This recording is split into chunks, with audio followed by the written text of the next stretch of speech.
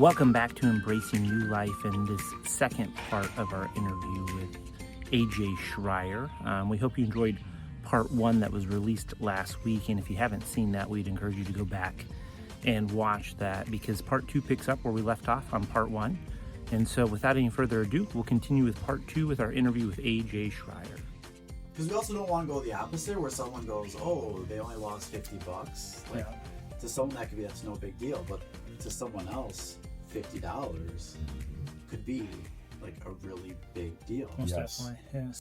So if we tie this into like the substance use and gambling piece, I sometimes encourage people to not get stuck on the substance or the amount lost, but what impact is that having on the person? Yes. How does it interfere? Yeah. How is it interfering with, with life, with functioning? What sort of impact is it having? Because sometimes we hear amounts and we jump to a conclusion. People hear like, oh, they're drinking this much. Well, they must have an alcohol problem. When there is no formula to say you drink this much, this often, and now this equals you have a problem. Same with gambling. So for me, it's always, I don't let the amount catch me off guard or immediately jump to you must have a problem because you did this or you have this, but what does that mean to you? What kind of impact does that have? What is the behavior around that substance or around the gambling? That tells me a lot more of what's going on with that person. Someone mentioned to me recently one of their siblings was in some pretty deep trouble, and their solution was they just have to stop it. Why doesn't that work? Yeah, I get it. Family members are desperate. Loved ones are desperate. It's sort of like to me, like a tornado going on, and there's just sort of like a plea that this just needs to go away. And if that can go away, things would be much better. It's not that easy for it to just go away. There's a lot of factors going on that make it more difficult. And I've worked with, this is where I don't get into, it's necessarily all about the substance or the behavior, because for some people, marijuana is going to be really hard for them to stop. For someone else, it's going to be, opioids. For someone else, it's going to be stimulants or gambling. Like, there isn't the same for everyone. But for different substances, there are things that make it more challenging. With opioids, the withdrawals, it's the flu times 1,000. After a while, it's not the pleasure that's keeping it going. It is more so the avoiding the excruciating withdrawals that leads to that continued cycle where someone's not using because like, oh, this is really fun, this is really great, but now it's because if I don't use, it's horrible. This is, I feel like I'm gonna die. It's gonna be miserable. And also we look at alcohol. Alcohol. It's actually not always safe to say just stop drinking. Alcohol withdrawal can be deadly. Yes. So you don't want to necessarily just say to someone, hey, we'll stop drinking, because there's people who, if they do, that could be a significant health risk. That's why I want them to go seek medical care to make sure that like this is being addressed appropriately. So I get the whole just stop, but I remember, this is talking about school. This is a great tie-in. I remember a class. I can't think of the name of the class, but it was all about, and I don't know if other schools had this. I think this was in my substance use one. But the one class was we all picked a behavior that we were doing daily that we had to choose to stop. And you were gonna have to stop for the rest of the semester. And every week we would do things like we would log cravings and urges. We would do journaling. There's a couple things we would learn about like what would help manage that. But here was the thing that was amazing. This teacher, I remember she said this. There's no one that ever said they stopped day one and they never returned to that behavior again, or that they didn't struggle to stop it in the first place, Mm-hmm. that no one ever walks out there being like, hey, I stopped day one, and that was so, and it wasn't anything, it was pick something. It Yes. could have been listening to music, it could have been, maybe it was like having a drink of wine, or maybe it was working out. Like it was, Caffeine. yeah, it was caffeine, but it was pick one thing in your life Yeah. that you do every day, and we're just gonna say we're gonna stop and see how hard that is. It's funny you mentioned that. I ran into a former student of mine. She probably was in the class 15 years ago. We had that activity, and her activity was knitting. Oh, I do not know if knitting is an addiction.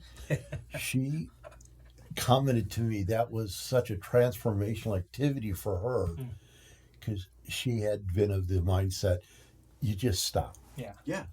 And to this day, as she knits, she just has a sense of compassion for those who are involved in something that is dangerous to them. And part of that is, I think, not even just we're not even tying into all the other trauma factors, mental health factors, Correct, right. family issues. We're not even talking about the biochemistry going on with substances, but just something that people are doing often, almost daily, to just all of a sudden be stop, you don't do it. Like that's change. That's not just easy. We humans can change, but it's a challenge. Definitely. Yeah. And these activities often are something that bring us comfort or soothing. When that's removed, we have to find another way to take care of ourselves. Right. I remember I heard a great quote the other day, which I really like. This one was, like to the person engaging in some behavior, they don't look at it as like bad. Like to them, this is a behavior that makes sense. Like they're doing something that is serving some purpose. That we might look at it as, well, that's harmful or that's negative, but to that person, they're either seeing it or experiencing it in some way that, like, this is having some benefit. It could be a protective factor, it could be self-preservation, it could be just a way of getting out of something. As a counselor, for me, it's not to look at a behavior as like this is good or bad, or this is a negative or positive. But for me, part of it is to get into like what is the purpose of this? What function does it have? What is it providing this person? Because normally, when you dive into that, I don't find much wrong with what they are searching for. You know, is it they're searching for some peace? Are they looking for some escape from some traumatic thing? Like, I don't see that there's anything wrong with that, but there are ways in which people have tried to do that, or it's the only way that they've known. And to me, it's, if we can look at what that is, then we have a much better insight into, okay, like, how can we actually really get to healing? How can we really get to a place of comfort that also doesn't have as much destruction with it? Yes. So I really try to avoid, looking at the behavior, substances, gambling is, a negative, bad. Because I think when you villainize the behavior, you can easily attach that to the person. Yeah. And we can say how much we dislike something, but how quickly does that become to the person who is engaging in it or displaying it? And for me, I don't want them to ever think that way, that I see them as being a bad person or being terrible. I think part of it is they're doing something that is serving some purpose, is helping them. A really great way of looking at it was, I didn't hear this till I got into more of like harm reduction psychotherapy, is when people have said drugs saved my life.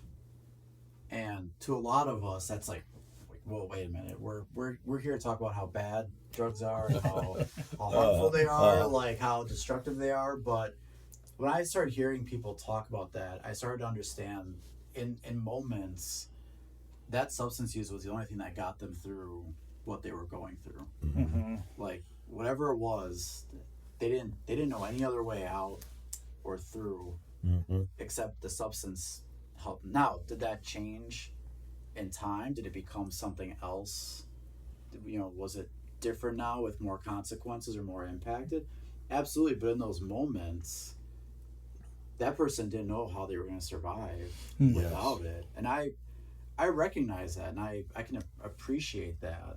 But if I also come with the whole drugs are terrible and what are you doing, that person's going to defend that, especially for sure. Yeah. if it has been a protective thing for them from something even And scarier. if they have no other way Yeah. to try to meet that need or get that comfort or whatever they're pursuing.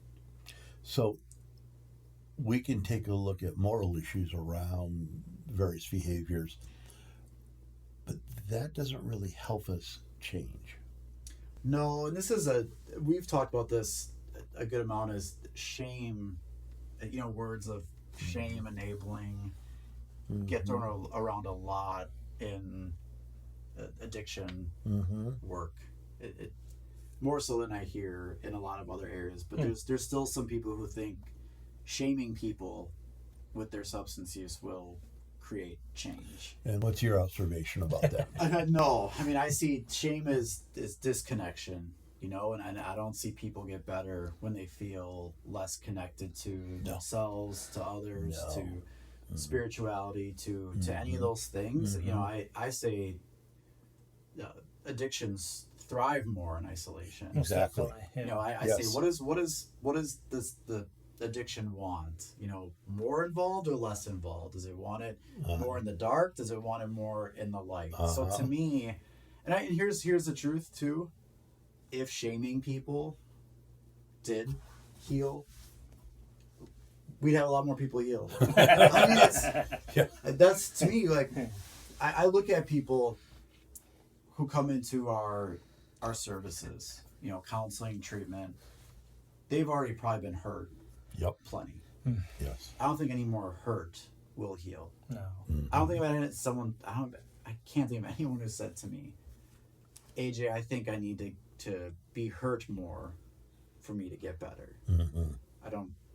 I think some people think they deserve hurt. Like they think they've done something wrong, where they think they deserve punishment. They deserve to be treated bad. But I've never had someone come to me and say, you know what, if I could just get another dose of pain, I think I'll get better. We shaming people, it's not one that we really need to send someone to go get some that happens a lot, unfortunately, from a individual side, self-shame, from others, from culture, from society. There are things where this is happening pretty frequently, where this is not healing people. Right. This is not treating anyone. This is not encouraging people to seek help and get care by. And we don't see this in any other profession. I mean, we don't. I always, as a disruptor, I always use my experience with having type 1 diabetes and the care I get, because one of the things that interested me early on was people were like equating diabetes and addiction. So I was always fascinated by that. But I'll tell you, we treat other things a lot differently than we treat addiction. I don't have doctors shaming me to try to get me to take my insulin, or to, I'm greeted with like warmth, with care, encouragement. If I had someone say, hey, I want to go to my doctor's appointment, I'd have a few people who'd be willing to take me. So I think part of it is, if we could treat people who struggle with substances, gambling, other addictions, the way we treat other things, we'd be a lot better path towards healing versus what shaming has done already. Shaming inhibits, shuts down, covers over, doesn't bring healing. But some would say at this point, well, yeah, but diabetes is a physical illness, and addiction, it's not. That's a choice. Yeah, and we say that with mental health too. For sure. Yep. Depression, that's a choice. Yeah, that's the choice. And part of me is who really, like, who chooses this. I don't know anyone that says they want this, but this is what they growing up, this is what I wanted to experience or go through. Like, I don't ever hear someone that this is what the choice is. Does choices play a part? Absolutely. You know, you have type 1 diabetes like I do. Someone's got depression. Like, there's still choices to be made. You know, it's not that we cannot make choices, but there are a lot of factors that are in play that we don't even realize. You know, that's where I like the whole, it's not just, but, you know, to me, it's, you know, mental, physical, you know, there's generational stuff. There's a whole combo of how we like view someone, that all these factors is one pretty incredible living being that is going on. You know, like, to me, I think of it as like all the interesting parts in a machine, and like you take even one little part out and that machine can change, or it could not even function anymore. And imagine that being a human body. And we can't just open it up like a printer and take out a piece and do that. But it's so fascinating. That's why I think I liked getting into psychology. I liked getting into substance use, because now you're adding in a substance and how that affects it. Gambling is a behavior that you're not putting a substance in, but it has some of the same effects, same brain chemistry. The brain is impacted the same way. Yeah. So some would say, but if we think that it's got physical, or if it's a disease, well, then you're no longer responsible for it. Yeah. And you just described with diabetes, there's still a responsibility of how do I care for myself given I have this challenge. Yeah, that's where it comes down to, is saying acceptance is not, I kind of look at acceptance isn't like, another word of it is surrender. Here's what I look at. I remember this conversation I had with someone who you know, she was a fighter, and she was having a hard time in treatment, and we were talking with her, and that's when you kind of bring in the team of people to say, hey, like, there's 3 or 4 of you. We used to call them treatment meetings, where there'd be 3 of us, 4 of us, you know, like counselor, clinical supervisor, maybe like the director of the program would kind of want to talk with this person that, like, hey, we're concerned or we're worried, things are kind of getting a little bit worse, and we just want to get ahead of this before something more could happen. And I remember she was a fighter, and she was talking about it too, and she was like, you could really tell she was in a spot where, like, she didn't want to give up. You know, she didn't want to, like, feel like she had to defeat. And I remember telling her, like, I'm not asking you to not fight. I'm not asking you to give up. But I tried to talk with her about, like, it's just picking the right fight. Like, choosing where to put all that. Because she was always going to be that way. Asking her to not be her, what would that do? Like, that won't work. won't do anything. So, Right. like, to me, and you know where I learned this from was this was where physical therapy taught me this. So this is a great lesson. Is I remember when I went to physical therapy for my shoulder, my massage therapist would work with me, and she would have to tell me to stop fighting her because of the pain. I would try to, like, fight it.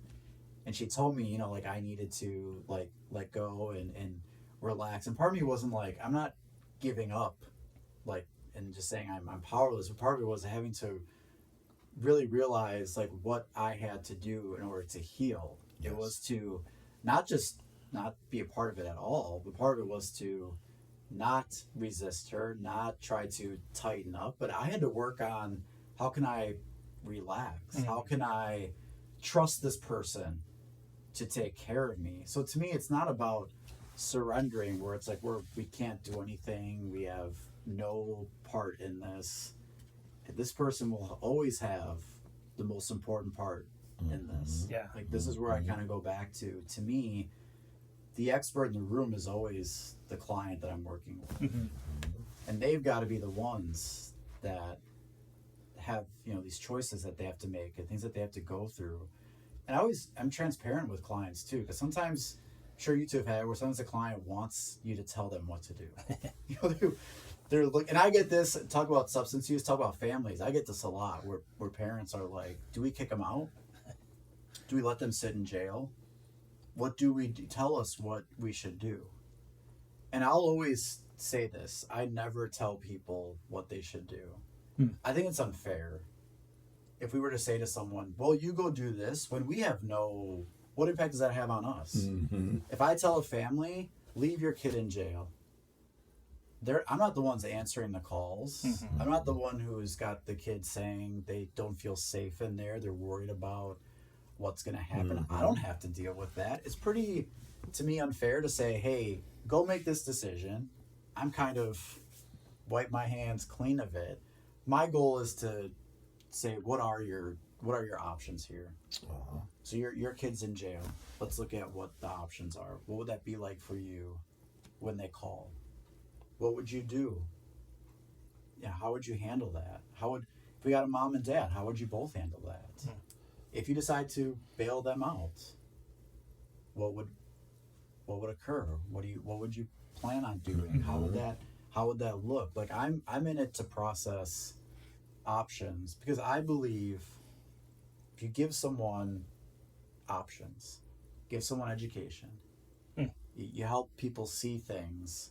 Mm-hmm. That if I truly believe in autonomy, that someone can make the choice that does serve their best interests and their well-being, that doesn't rely on me saying, hey, I know which one it is. Yeah. Thanks for watching part 2 of our interview with AJ Schreier. Be sure to tune in next week for part 3 of our four-part series of our interview with him. And we hope you're enjoying these interviews as we continue to get to know the staff at New Life Resources and the areas that they work in. But have a great week. See you next week. Embracing New Life is a production of New Life Resources, a Christian counseling clinic in southeast Wisconsin, whose aim and goal since 1976 has been to provide high-quality professional counseling, psychological, and consulting services from within a Christian framework.